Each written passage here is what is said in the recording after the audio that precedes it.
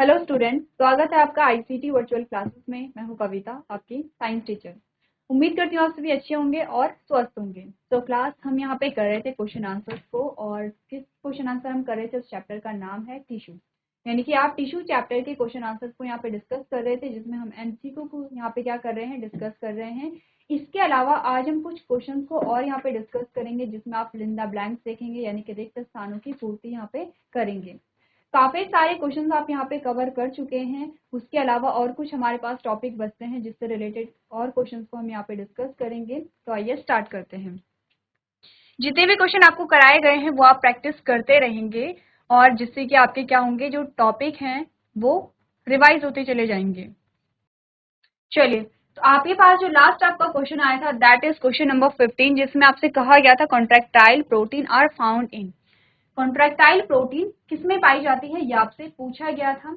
जिसमें आपके पास जो ऑप्शन थे वो थे bone, blood, muscles and cartilage. ये आपके पास क्या थे, ऑप्शन थे। तो हमने क्या बात की, हमने कहा जहाँ पे कॉन्ट्रैक्शन और रिलैक्सेशन हो रहा है वो रिस्पॉन्सिबल होता है यहाँ पे मूवमेंट के लिए। किसी भी प्रकार की गति अगर हमारी बॉडी में पाई जा रही है, वो इसलिए पाई जा रही है क्योंकि जो हमारी मसल्स उसमें कॉन्ट्रैक्शन और रिलैक्सेशन हो रहा है।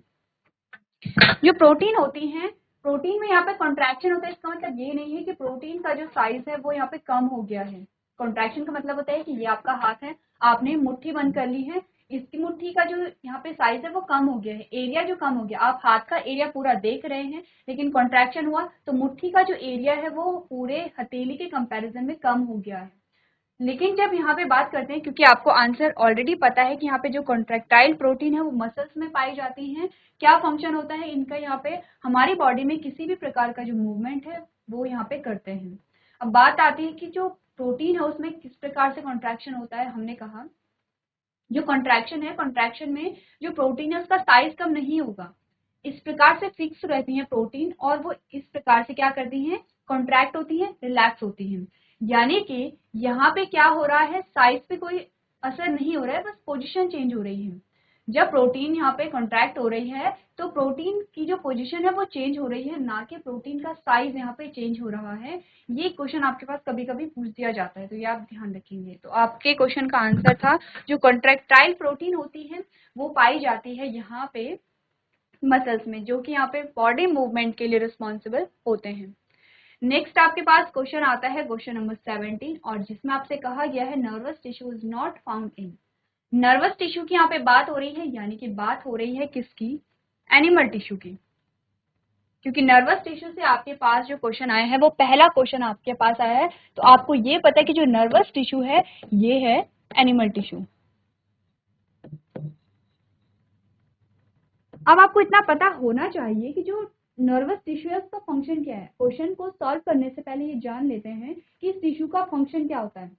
हमने कहा कि हमारी पूरी बॉडी में क्या होते हैं, नर्वस टिश्यू पाए जाते हैं। उसका फंक्शन होता है मैसेज को पास करना, और जो कमांड है उसे फिर से पास करना। लेकिन ये कहाँ की ओर पास होते हैं, ये जो मैसेज का जो एक्सचेंज हो रहा है वो कहाँ पे होता है। हमने कहा जो बॉडी पार्ट्स होते हैं,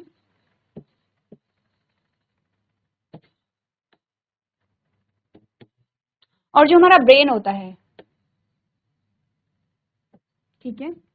अब हुआ क्या, हमारे जो बॉडी पार्ट्स हैं वही हमारे क्या होते हैं, सेंस ऑर्गन। हमने कहा था आपकी आंखें हो गई हैं, आपके कान हो गए हैं, आपकी नाक हो गई है, आपकी जीभ हो गई, आपकी जो स्किन हो गई है, वो हमारे सेंस ऑर्गन होते हैं। कोई भी चीज हमारी बॉडी में होती है उसका एहसास हमारे सेंस ऑर्गन को पता चलता है, ठीक है। अब चाहे आपने किसी गर्म वस्तु को छुआ, ठंडी वस्तु को छुआ, चाहे आपको हवा को आपने फील किया है, या किसी ने आपको क्या किया है, टच किया है, आप ये सारी चीजें फील करते हैं। चाहे आपकी बॉडी में कोई भी जो इंसेक्ट वो आके बैठ गया है, कोई कीड़ा आपकी बॉडी में मूव कर रहा है, आपको ये सारी चीजें फील होती हैं, क्योंकि आपके जो सेंस ऑर्गन है वो क्या करते हैं, इन सारी चीजों को फील करते हैं।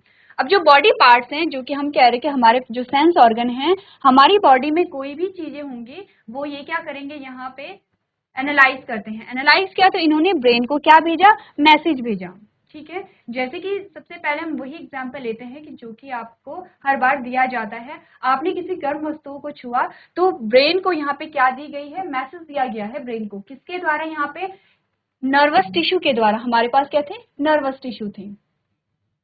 ठीक है, नर्वस टिश्यू के द्वारा ब्रेन को मैसेज दिया जाता है कि हमारे बॉडी ऑर्गन ने किसी गर्म वस्तु को छुआ है।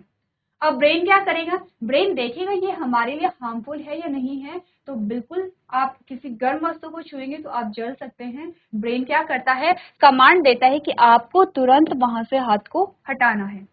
अब देखिए ये जो प्रोसेस होती है विद इन सेकेंड होती है। जब आपने किसी गर्म वस्तु को छुआ आप तुरंत हटा लेते हैं। इतनी देर में जब आपने किसी वस्तु को टच किया और हटाया, इतनी देर में आपके जो सेंस ऑर्गन थे, आपके जो नर्वस टिश्यू थे, उन्होंने ब्रेन को मैसेज पास किया और आपके ब्रेन ने आपको कमांड भी दे दी है और आपने क्या कर दिया, वहां पे एक्शन भी दिखा लिया है। तो आप सोचिए कि इतनी जल्दी इतनी क्विक प्रोसेस होती है क्योंकि हमारी पूरी बॉडी में नर्वस टिश्यू होते हैं और आप देखिए कि कितनी जल्दी वो जो मैसेज है वो पास होते हैं। फॉर एग्जाम्पल आपने अगर हाथ से छुआ है तो हाथ से जो मैसेज जा रहा है आपके ब्रेन में जा रहा है। आपके पैर में अगर कांटा चुभा है तो इसका जो मैसेज है वो आपके ब्रेन में गया कि आपके पैर में कुछ चुभा है जिसे कि आपको हटाना है। तो ये सारी चीजें क्या होती हैं, बहुत क्विकली होती हैं, बहुत जल्दी से होती हैं। तो आपने क्या कहा कि आपकी पूरी बॉडी पार्ट्स में, आपकी पूरी बॉडी में नर्वस टिश्यू पाए जाते हैं जो कि हमारी बॉडी में होने वाली कोई भी जो घटना है, कोई भी जो चेंजेस हैं, कोई भी जो मूवमेंट है, वो मैसेज पास कराते हैं ब्रेन को, क्योंकि हमारी बॉडी को कौन रेगुलेट कर रहा है, ब्रेन कर रहा है। अब ब्रेन क्या करेगा, ब्रेन सिचुएशन के अकॉर्डिंग आपको कमांड देता है। जैसे कि अगर आपने कहा आपने किसी बहुत गर्म वस्तु को छू लिया है तो ब्रेन कमांड देगा कि आप तुरंत हाथ हटा लीजिए। अब जैसे कि सर्दियों का टाइम आ रहा है तो आपको बहुत ठंड लग रही है और आपने किसी हल्की सी गर्म, जैसे कि आप आग पे बैठ गए हैं तो आप आग सेक रहे हैं। ध्यान दीजिए, आप आग सेक रहे हैं, आपने आग के अंदर हाथ नहीं डाला है, आप क्या कर रहे हैं, नॉर्मली आपको सेक रहे हैं। अब आपके ब्रेन को पता है कि आपको ठंड लगी है, आपको हीट की जरूरत है, तो आपका ब्रेन क्या कहेगा कि आपको आग को सेकते रहना है जब तक कि आपको गर्माहट फील ना हो जाए।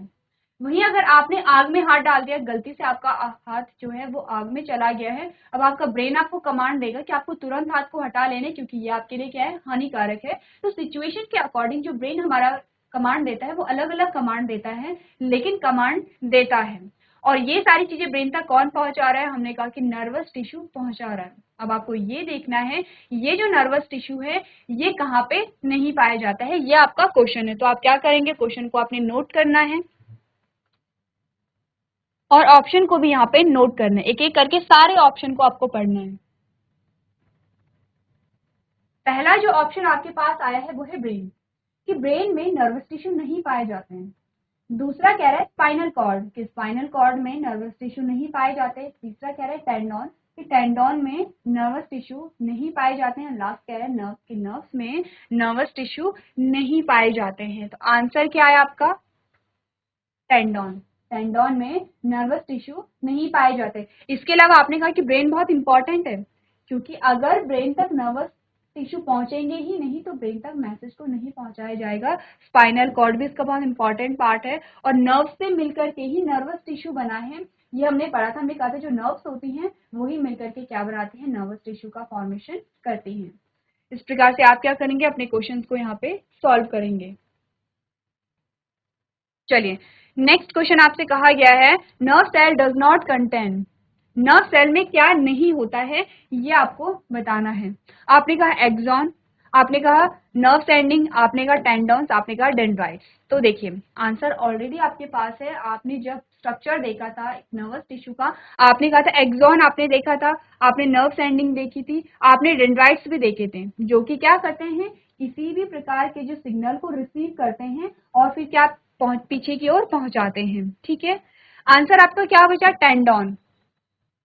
ठीक है, आंसर आपका क्या बचा, टेंडोन बचा, क्योंकि टेंडोन की जब हम बात करेंगे तब हम बात करेंगे टेंडोन का फंक्शन क्या होता है, मसल्स को बोन से कनेक्ट करता है। कनेक्टिव टिश्यू की जब हम बात करेंगे तब आप टेंडोन के बारे में यहाँ पे पढ़ेंगे। चलिए नेक्स्ट जो क्वेश्चन आपके पास आया है उसमें आपसे पूछा गया है, the muscular tissue which function through out life continuously without fatigue is. आपसे पूछा गया है उस मस्कुलर टिश्यू के बारे में जो कि आपके लाइफ टाइम काम करता रहता है, आपकी जिंदगी भर काम करता रहता है बिना थके, यानी कि एक भी सेकंड ऐसा नहीं होगा कि जब वो मसल्स काम नहीं कर रही होंगी। तो आपको उनका नाम बताना है। सबसे पहले है स्केलेटल मसल्स, दूसरा है कार्डियक मसल्स, तीसरा है स्मूथ मसल्स और चौथा है वॉलेंट्री मसल्स। तो देखिए अभी तक हमने मसल्स के बारे में काफी सारी चीजें डिस्कस कर ली हैं, आपको पता चल गया होगा। आपका आंसर यहाँ पे आना चाहिए option number B. That is cardiac muscles. कहाँ पे पाई जाती है कार्डियक मसल्स? आपके हार्ट में पाई जाती है। और आपको ये पता है कि आपका जो हार्ट है वो हमेशा ही काम करता है, चाहे आप सो रहे हैं चाहे आप काम कर रहे हैं, तो हमेशा ही हमारा जो हार्ट है वो काम करता रहता है। इसके अलावा आपके पास क्वेश्चन ये आता है कि आपका हार्ट काम क्या करता है। आपने कहा जो कार्डियक मसल्स है वो कहाँ पाई जा रही हैं? हार्ट में पाई जा रही है। अगर आपसे पूछा जाए इस हार्ट के फंक्शन क्या हैं, यानी कि आपको क्या बताने हैं? कार्य बताने हैं। जब आप कार्य बताते हैं तो आपने कहा जो हार्ट हमारा फंक्शन करता है उसका मेन जो फंक्शन है वो ये है कि जो ब्लड है, जो ऑक्सीजनेटेड ब्लड है, उसे हमारी बॉडी ऑर्गन में क्या करना? पंप करना। बेसिकली क्या होता है फंक्शन? हमने कहा कि हमारा जो हार्ट है वो ऑक्सीजनेटेड ब्लड को हमारी बॉडी में पंप करता है, क्योंकि हमारी पूरी बॉडी को ऑक्सीजन की रिक्वायरमेंट होती है। क्या करेगा? ये करेगा, रक्त को या ब्लड को क्या करेगा? पंप करेगा।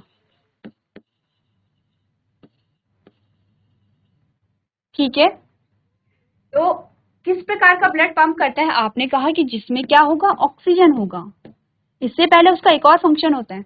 हमने कहा हमारा जो हार्ट है वो जितना भी डीऑक्सीजनेटेड ब्लड है उसे क्या करेगा? स्टोर भी करता है, उसे लेके भी आता है। तो जैसे अगर आपने यहाँ पे डायग्राम बनाया हार्ट का, हम बहुत बार ये डायग्राम डिस्कस कर चुके हैं, अभी तक आपको ये डायग्राम याद हो जाना चाहिए। तो आपने कहा कि ये आपके क्या है? एट्रिया है। ठीक है, ये है राइट एट्रिया, ये है लेफ्ट एट्रिया, ये है राइट वेंट्रिकल, ये है राइट वेंट्रिकल, ये है लेफ्ट वेंट्रिकल। ठीक है, अब हमने क्या कहा कि जो डीऑक्सीजनेटेड ब्लड होगा वो पूरी हमारे जो बॉडी पार्ट्स हैं, जितनी भी हमारे बॉडी पार्ट्स हैं, वहां से जो डीऑक्सीजनेटेड ब्लड आता है आपके राइट एट्रियम में आएगा, आ गया। ठीक है, ये पूरा क्या है? हार्ट हमारा। हार्ट में आपने पढ़ा 4 चैम्बर होते हैं। ठीक है, 4 चैम्बर हार्ट होता है हमारा, 1 2 3 4। ठीक है, तो इन चैम्बर के नाम क्या क्या हैं? आपने कहा ऊपर वाले जो 2 पार्ट आपको दिखाई दे रहे हैं, 2 चैम्बर आपको दिखाई दे रहे हैं, उसे हम एट्रिया कहते हैं, जिसे आप लेफ्ट एट्रिया और राइट एट्रिया कहते हैं। ठीक है, नीचे के जो आपको 2 चैम्बर दिखाई दे रहे हैं उसे हम वेंट्रिकल कहते हैं, जिसे आप राइट वेंट्रिकल और लेफ्ट वेंट्रिकल कहते हैं। तो आपके पास 4 चैम्बर हो गए हैं, right atria, right ventricle, left atria, left ventricle. इतनी बात क्लियर है? हमारे पास जो हमारा हार्ट होता है वो 4 चैम्बर्ड होता है। अब हुआ क्या? पूरा ब्लड आया, यहाँ पे डीऑक्सीजनेटेड ब्लड है, इसे हम ब्लू कलर से यहाँ पे डिनोट कर रहे हैं। तो डीऑक्सीजनेटेड ब्लड आया कहाँ पे? यहाँ पे राइट एट्रिया में। राइट एट्रिया से ये जो ब्लड गया ये गया राइट वेंट्रिकल में। ठीक है, राइट वेंट्रिकल से ये जो ब्लड गया ये गया यहाँ पे लंग्स में। ठीक है, ये गया कहाँ पे? लंग्स में, हमारे फेफड़ों में।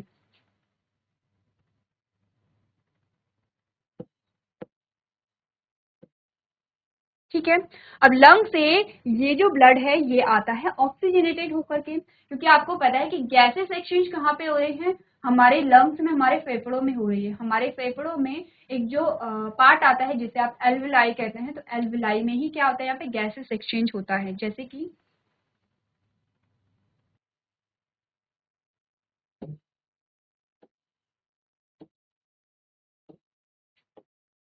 ये आपके क्या है? लंग्स आ जाते हैं आपके पास। ठीक है, लंग्स में आपने कहा ये जो ट्रेकिया होता है ये क्या होता है? ब्रोंकाई में। इस प्रकार से क्या होता है? अलग अलग ब्रांचेस में डिवाइड हो जाता है। और जो लास्ट ब्रांच होती है जिसे आप क्या कहते हैं? टर्मिनल ब्रांच कहते हैं, उस पे ये गोल गोल से स्ट्रक्चर पाए जाते हैं जिसे आप कहते हैं एल्विलाई। ठीक है, तो ये जो एल्विलाई होते हैं, इस प्रकार से ये जो एल्विलाई होते हैं इसमें यहाँ पे क्या है? ब्लड वेसल्स जा रही हैं। ठीक है, ब्लड वेसल्स जा रही हैं, इनमें क्या है? यहाँ पे CO2 प्रेजेंट है। इसमें क्या है? CO2 प्रेजेंट है। तो ये CO2 एल्विलाई में चला जाएगा, और एल्विलाई के अंदर यहाँ पे क्या है? ऑक्सीजन है, क्योंकि जब आपने सांस ली तो ये जो ऑक्सीजन है ये एल्विलाई के अंदर भर जाती है। ठीक है, एल्विलाई के अंदर क्या है? ऑक्सीजन है, और ये ऑक्सीजन कहाँ पे आ जाएगी? हमारे ब्लड में आ जाएगी। आपके ब्लड का प्यूरिफिकेशन यहाँ पे हो गया है। ठीक है, ध्यान दीजिए क्या है? ये एल्विलाई है। ठीक है, इतनी बात क्लियर है? क्या हुआ? एल्विलाई में ऑक्सीजन भरी हुई थी, क्योंकि आपने सांस ली, सांस के रूप में आपने क्या किया? ऑक्सीजन को इंटेक किया, ऑक्सीजन को ग्रहण किया। एल्विलाई में ऑक्सीजन भरी हुई है, ये ऑक्सीजन कहाँ चली जाएगी? आपके ब्लड वेसल्स में चली जाएगी। ठीक है, और जो ब्लड में जो CO2 था, कौन सा CO2? जो पूरे बॉडी ऑर्गन से यहाँ पे आ रहा है। कहाँ की? ये कहाँ की बात हो रही है? यहाँ पे। ये जो प्रोसेस हो रही है ये हो रही है लंग्स में, लंग्स की प्रोसेस आपको बताई जा रही है। तो आपने कहा कि पूरी बॉडी से क्या हुआ, डीऑक्सीजनेटेड ब्लड आपके पास आया। अब क्वेश्चन ये आता है डीऑक्सीजनेटेड ब्लड आपके पास कैसे आया। तो आपने रेस्पिरेशन के बारे में क्या पढ़ा है, आपने कहा एक आपके पास आपकी सेल है, इसमें ग्लूकोज है, ग्लूकोज को तोड़ने के लिए आपको ऑक्सीजन चाहिए, जिससे आप क्या करते हैं, जब आप इनहेल करते हैं, इनहेलेशन की प्रोसेस होती है, तब आप ऑक्सीजन को ग्रहण करते हैं। ऑक्सीजन ने ग्लूकोज को तोड़ा और एज अ रिजल्ट आपके पास क्या बना, आपके पास एनर्जी निकली, प्लस आपके पास CO2 निकला, प्लस आपके पास यहाँ पे वाटर निकला। ठीक है, प्रोडक्ट आपके पास एनर्जी और CO2 यहाँ पे है, CO2 यहाँ पे बन गई है। यही CO2 पूरी बॉडी में सारी सेल्स में यही प्रोसेस हो रही है।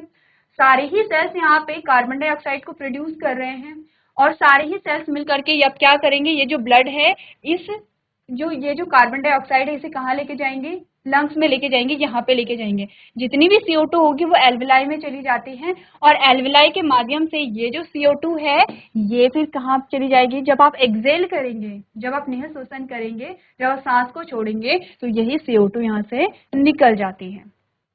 ठीक है, क्वेश्चन क्या था, क्वेश्चन ये था कि हमारा जो कार्डियक मसल्स है उसका फंक्शन क्या है, वो कहाँ पे पाए जा रहे हैं। हमने कहा वो हार्ट में पाए जा रहे हैं, क्योंकि आपका हार्ट लाइफ टाइम क्या करता रहता है, धड़कता रहता है। जब तक हम जीवित रहते हैं तब तक हमारा हार्ट धड़कता रहता है। उसका फंक्शन क्या है, हमने कहा कि जो ऑक्सीजनेटेड ब्लड है उसे हमारी बॉडी में पंप करना। अब आपने क्या जाना, डीऑक्सीजनेटेड ब्लड आ गया है, वो लंग्स में गया, लंग्स में यहाँ पे प्यूरिफिकेशन हो गया है, CO2 निकल गई है, ऑक्सीजन यहाँ पे ऐड हो गई है। इतनी बात आपको समझ में आ गई होगी। चलिए अब नेक्स्ट प्रोसेस जो हुआ वो क्या हुआ, ब्लड यहाँ पे ऑक्सीजनेटेड हो गया है और लंग से ऑक्सीजनेटेड ब्लड कहाँ पे आएगा, यहाँ पे लेफ्ट एट्रिया में आएगा। लेफ्ट एट्रिया से कहाँ जाएगा, लेफ्ट वेंट्रिकल में जाएगा। लेफ्ट वेंट्रिकल से कहाँ जाएगा, आपकी पूरी बॉडी में पंप कर दिया जाएगा। ये जो प्रोसेस है आपकी लाइफ टाइम चलती रहती है।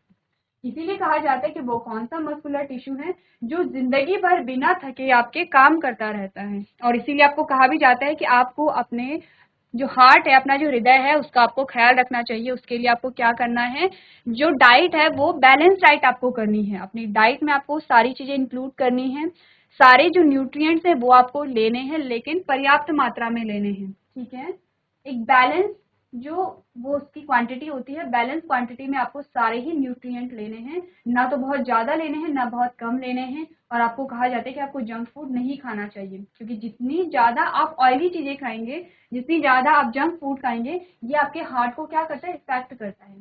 कैसे इफेक्ट करता है, देखिए हमारा जो हार्ट है, हमारे हार्ट में जो मसल्स होती हैं, वहां पे हमारे हार्ट में जो मसल्स होती हैं वो मसल्स का कुछ कुछ पार्ट डैमेज होने लगता है आपके खान पान के दौरान।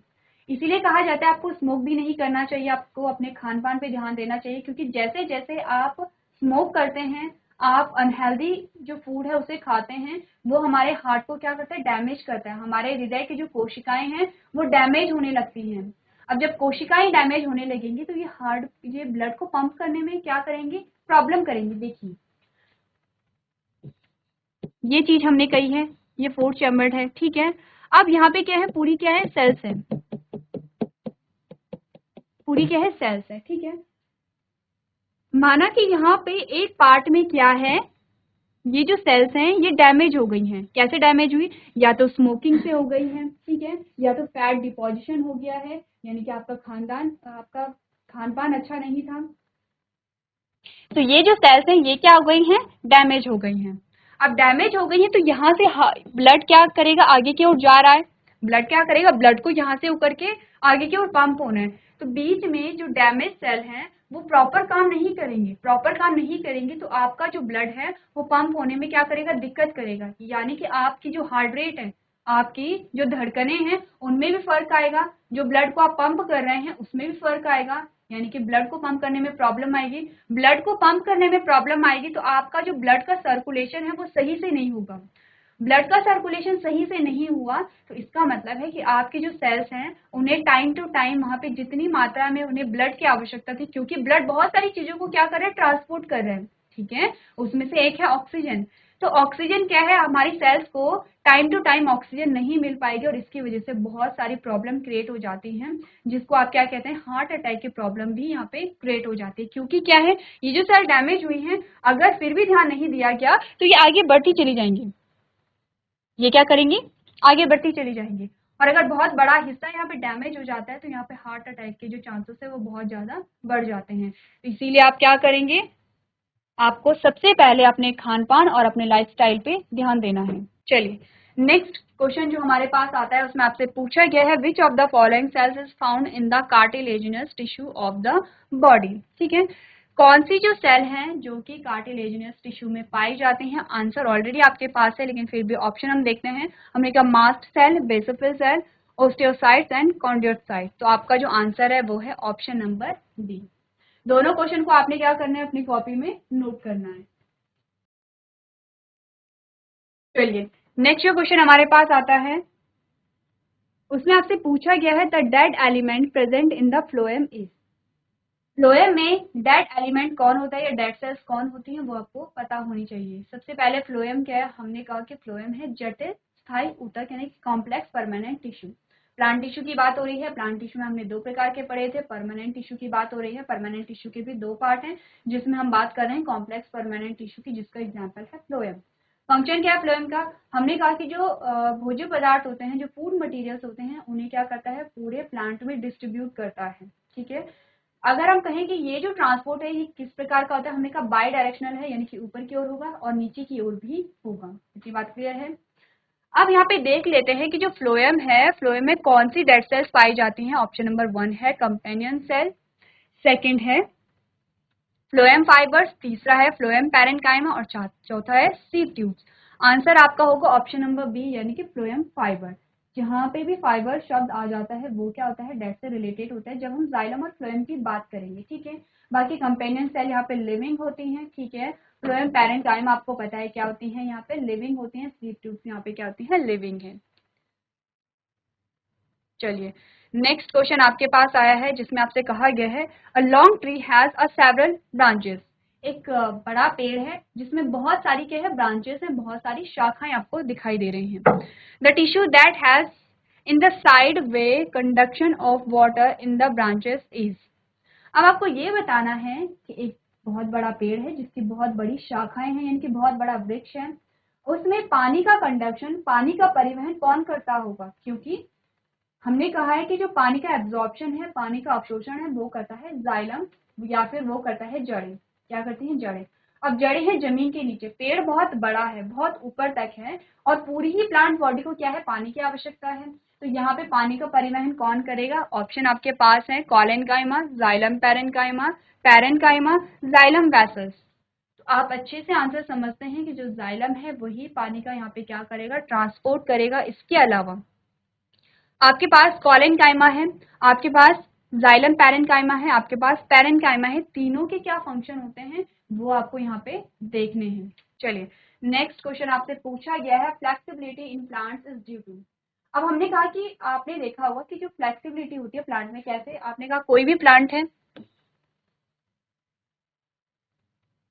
आपने कहा कोई भी प्लांट है, ये इसकी क्या है, शाखा है, ये इसकी ब्रांच है।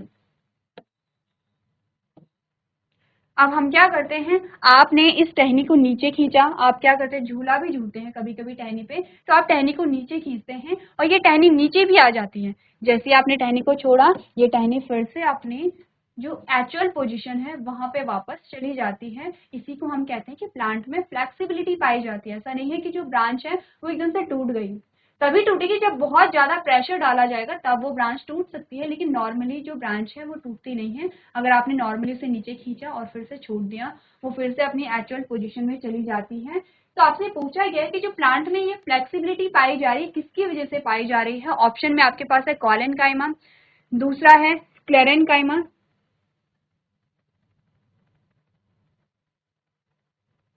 तीसरा है पैरेन्काइमा और चौथा है क्लोरेनकाइमा। ठीक है, आपको ऑप्शन में बताना है, आपका ऑप्शन सही है तो आप जानते हैं कि आपका जो ऑप्शन नंबर ए है वो बिल्कुल करेक्ट है। जो कॉलेनकाइमा है वो क्या करता है, फ्लेक्सिबिलिटी के लिए रिस्पॉन्सिबल यहाँ पे होता है।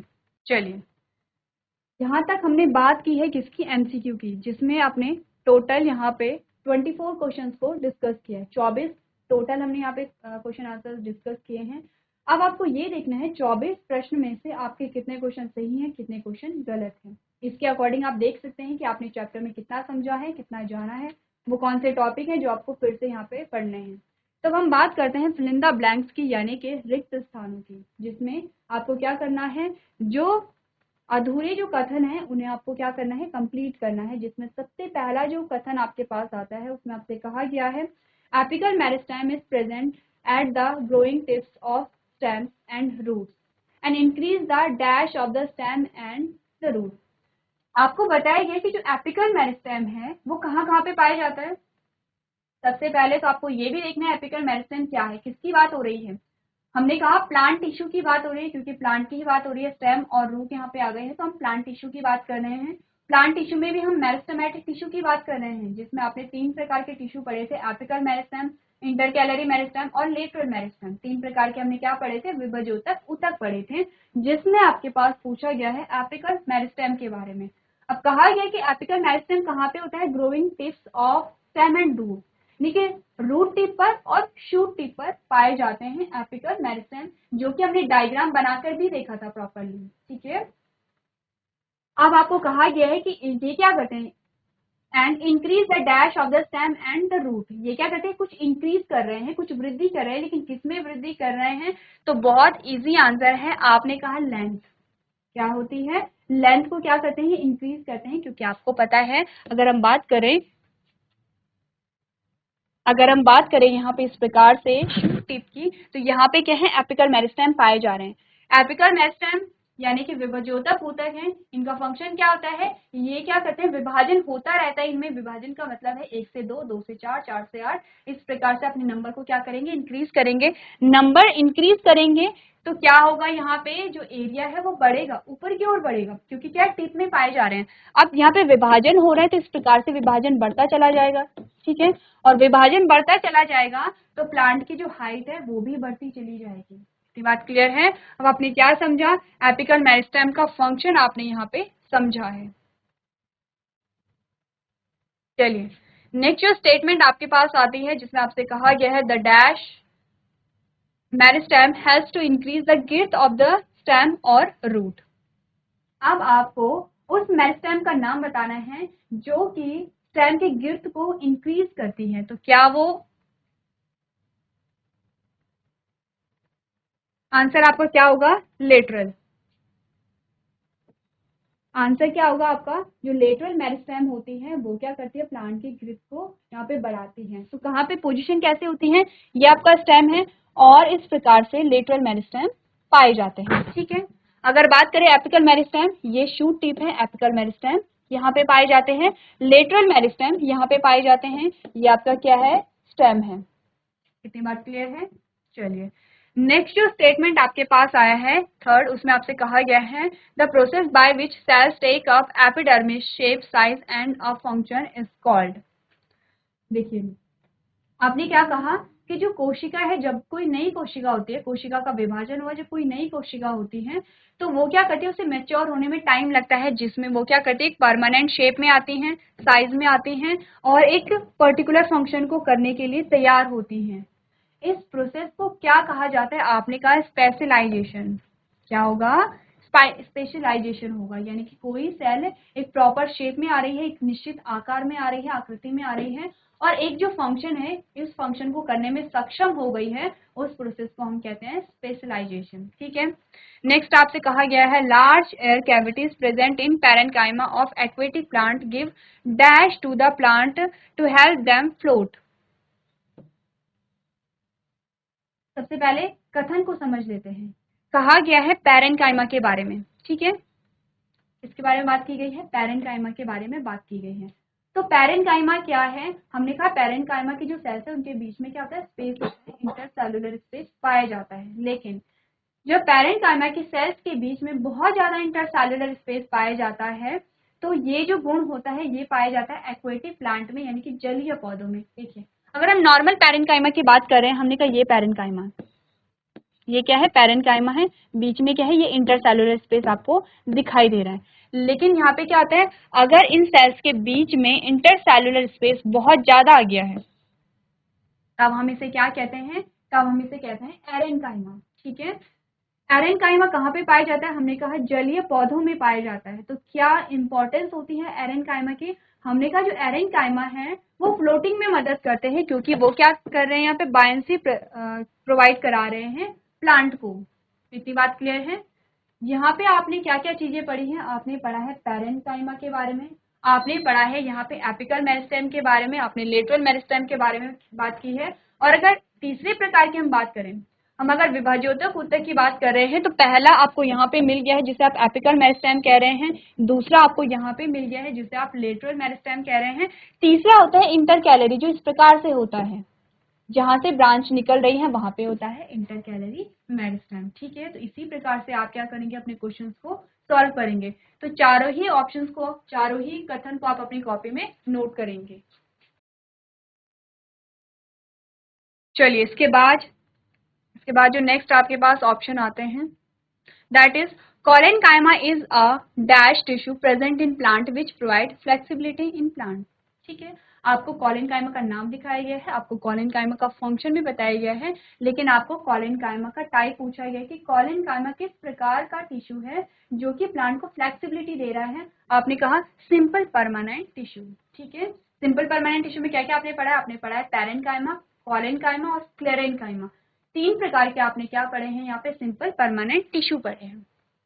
नेक्स्ट जो ऑप्शन है उसमें आपसे कहा गया है the husk of coconut is composed of dash tissue. जो कोकोनट आप देखते हैं, कोकोनट के बाहर जो आप धागेनुमा संरचना देखते हैं जो कि जटिल आपको दिखाई देती हैं, वो किस प्रकार के टिश्यू से बनी है? तो आपका आंसर होना चाहिए स्क्लेरेनकाइमा, क्योंकि क्या है, ये डेड सेल से मिलकर के बना है। स्क्लेरेनकाइमा क्या करता है? एक तो मैकेनिकल सपोर्ट देता है, प्लस हमने क्या कहा था, जो प्लांट के टफ जो पार्ट होते हैं उसके फॉर्मेशन में भी इंपॉर्टेंट रोल प्ले करता है। नेक्स्ट जो आपके पास स्टेटमेंट आई है उसमें आपसे कहा गया है two kidney shaped cells called dash cells enclose the stomata. कहा गया कि दो किडनी की शेप की सेल्स पाई जाती हैं। किस प्रकार की? किडनी की शेप की। अब मैं यहाँ पे बना रही हूँ, आपको समझ आ जाएगा हम किसके बारे में बात कर रहे हैं। दोनों क्या है? किडनी के शेप की दो सेल्स होती हैं। ठीक है, जो कि क्या करती हैं? एंड क्लोज द स्टोमेटा, जो स्टोमेटा को क्या करेंगी? क्लोज करेंगी। क्या कहते हैं उन्हें? तो आपका आंसर आएगा, उन्हें हम कहते हैं गार्ड सेल्स। ठीक है, यानी कि दोनों को हम क्या कहेंगे?